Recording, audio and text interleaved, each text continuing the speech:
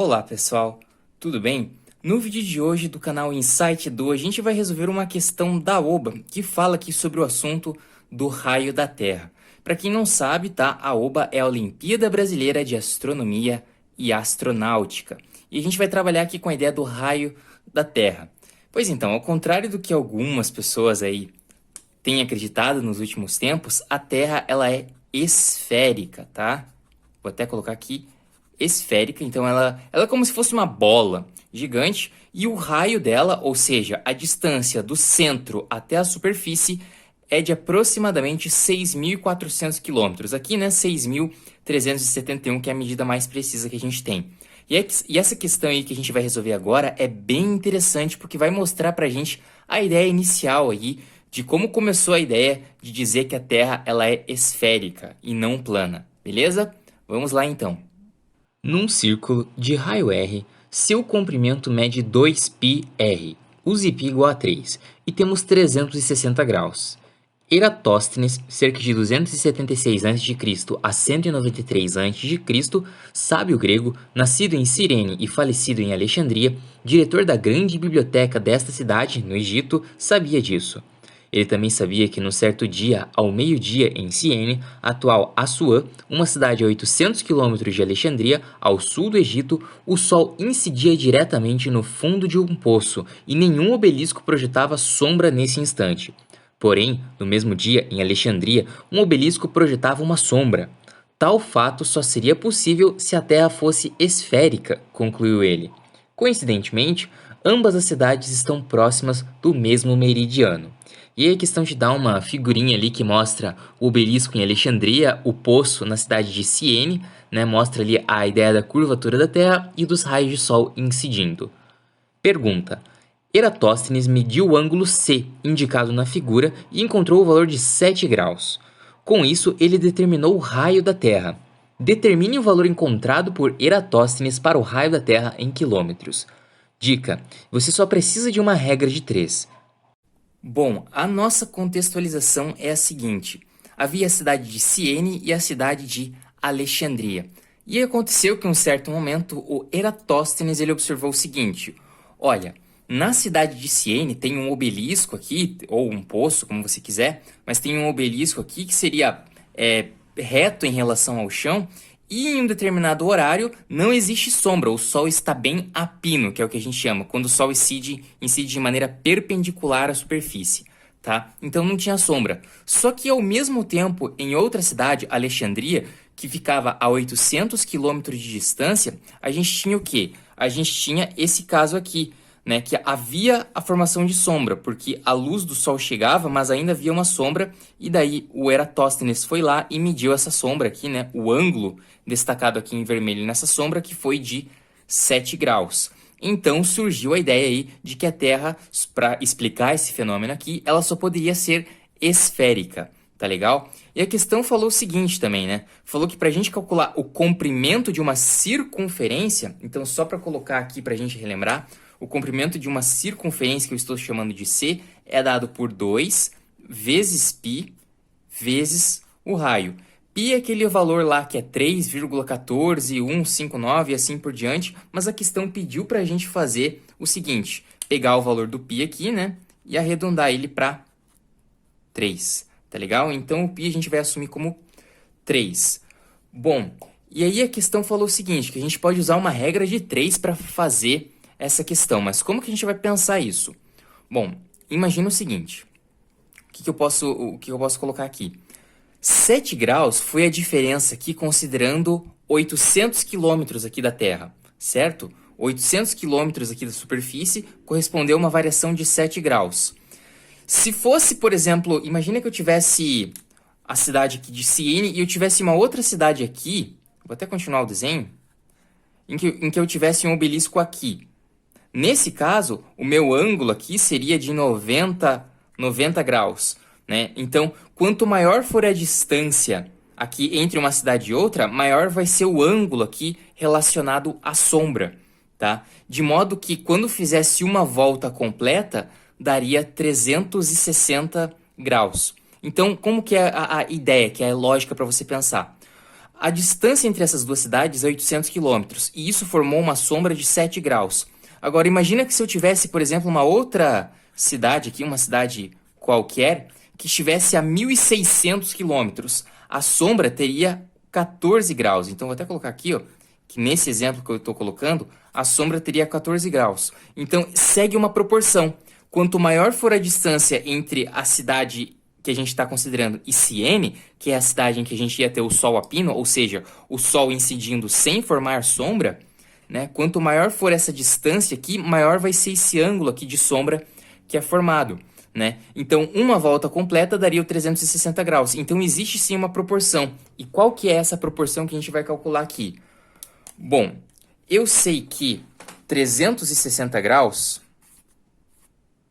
seria relacionado aí ao comprimento da Terra. Eu vou colocar aqui como Czinho, tá? Mas é o comprimento da Terra, como se fosse para a gente medir o tamanho aqui, o comprimento, se a gente desse uma volta completa ao redor da Terra, tá legal? Então, 360 graus está para o comprimento da Terra, né? A volta inteira ao redor da Terra. E 7 graus, que foi exatamente essa sombra aqui, estaria proporcional a 800 quilômetros, que foi o valor aí encontrado pelo Eratóstenes. Tá legal?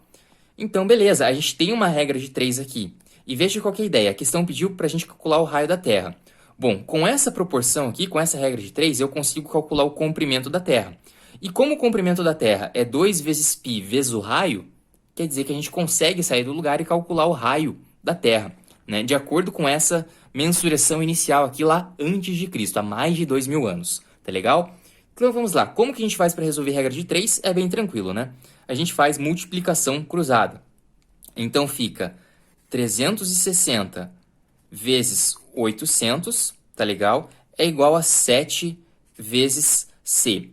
Aqui, no lugar do C, eu já vou colocar o quê? Eu vou colocar 2 vezes π vezes R, tá legal? Mas é o C, é a mesma coisa aqui que eu vou fazer, tá? 2πr, que nada mais é do que o comprimento de uma circunferência, no caso aí da Terra, vai ser aqui, então, 2 vezes π, a questão mandou a gente usar 3 como valor de π, vezes o raio da Terra, que eu não sei e eu quero saber. E agora é só a gente resolver essa conta aí para ver aonde a gente consegue chegar, tá legal? Como que a gente faz?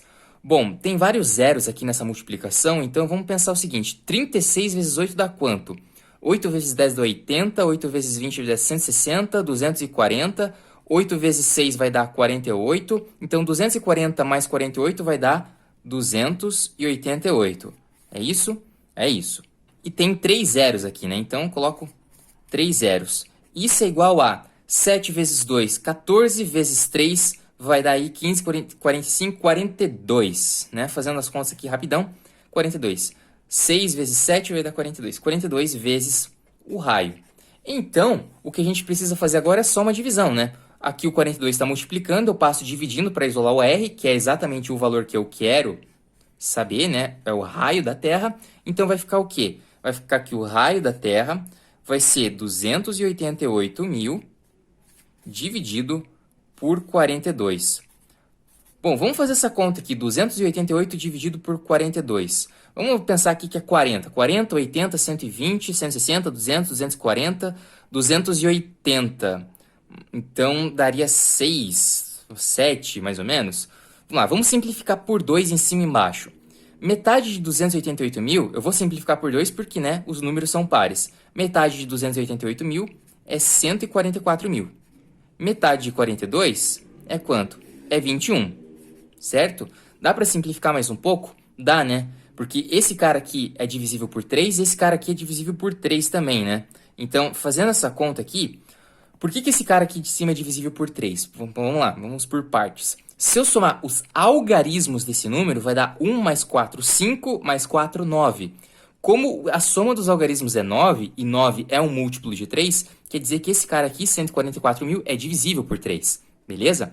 Então, só colocando aqui que a gente vai continuar essa conta, o raio da Terra, que é o que a gente está procurando aqui, vai ser exatamente... Bom, simplificando por 3, 144 dividido por 3 vai dar o quê? Vai dar 48, né? 48, 96, 144. Então, vai dar 48.000, né? Dividido aqui por 7. E agora é só a gente fazer essa conta, né? Vamos pensar primeiro no 48 dividido por 7 e depois a gente acrescenta os zeros. 48 dividido por 7 vai dar 7, 14, 21, 28, 35, 42. Deu 6, sobra 6. Coloca a vírgula, abaixa o zero. Então, aqui, 7 vezes quanto que dá perto de 60? Bom, 7 vezes 8 vai dar 56, né? Então, colocar 8 aqui, sobra 4, abaixa o zero. Dá para fazer isso várias vezes, né? 7, 14, 21, 28, 35, dá 5, sobra 5, abaixo o zero. Tranquilo? Então, fazendo a divisão aqui, uma última vez aqui daria 7, né? Ia sobrar 1, então seria 6,857. Só que tem aqueles 3 zeros para a gente colocar, né? Então, seria multiplicar por 1000. Ou seja, essa conta aqui, 48.000 dividido por 7, vai fazer com que a gente chegue na conclusão de que o raio da Terra, que é o que a gente está procurando, é aproximadamente, né? Vou colocar aqui aproximadamente 6.857 quilômetros, tá? Veja, essa não é uma aproximação tão exata, considerando o que a gente tem de informação hoje, mas já não estava tão distante assim, né, do valor real, do mais próximo que a gente tem na atualidade, que é 6.300. Aqui nas contas deu um pouco mais, né, mas às vezes há alguma imprecisão no que diz respeito ao nivelamento aqui, né, ao nível do plano que está sendo considerado a cidade de Ciene de Alexandria, a mensuração aqui da sombra também, né, pode ter algum problema, mas já não estava tão distante assim. E veja, a gente está falando aqui de 200, 300 anos antes de Cristo, então muito tempo atrás, muito antes das grandes navegações, muito antes da Idade Média, né? A gente está falando, e aí o Eratóstenes já tinha colocado a ideia de que a Terra ela é esférica e não plana, tá legal? Então nós, em 2020, temos que ter a obrigação moral de considerar, né, de estudar os motivos pelos quais a gente considera que a Terra, sim, é esférica, tá legal? Bem, por esse vídeo é isso, espero que você tenha gostado. Muito obrigado por assistir ao vídeo e acompanhar o canal. Um grande abraço para você, ótimos estudos e até a próxima!